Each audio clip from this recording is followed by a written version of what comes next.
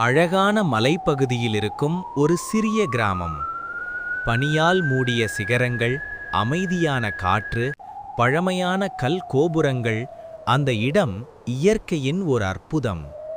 அந்த கிராமத்தில் ஜேக் என்ற இளைஞன் வாழ்ந்தான்.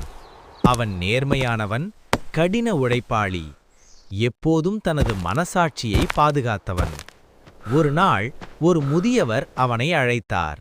இந்த மூட்டையை நதியின் மறுபுறம் கொண்டு போ, ஆனால் திறக்கக்கூடாது என்றார்.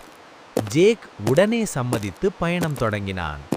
மலைகள், காடுகள், குளிர்ந்த காற்று எல்லாவற்றையும் தாண்டி அவன் நடந்தான்.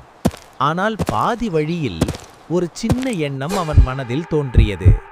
இதுக்குள் என்ன இருக்கும்? அவன் முதலில் அதை தவிர்த்தான். ஆனால் அந்த எண்ணம் மெதுவாக பெரிதாகியது. நதியை அடைந்தபோது அவன் தாங்க முடியாமல் மூட்டையை திறந்தான். அதுக்குள் இருந்தது சாதாரண கற்கள்.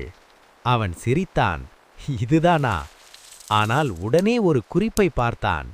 நீ திறக்காமல் இருந்தால் இந்த கற்கள் வைரங்களாக மாறியிருக்கும். அந்த ஒரு கணத்தில் ஜேக்கின் மனசு உடைந்தது. அவன் வாழ்க்கை முழுவதும் நேர்மையாக இருந்தான். ஆனால் ஒரு சின்ன எண்ணம் அவனை தோற்கடித்தது. நெறி.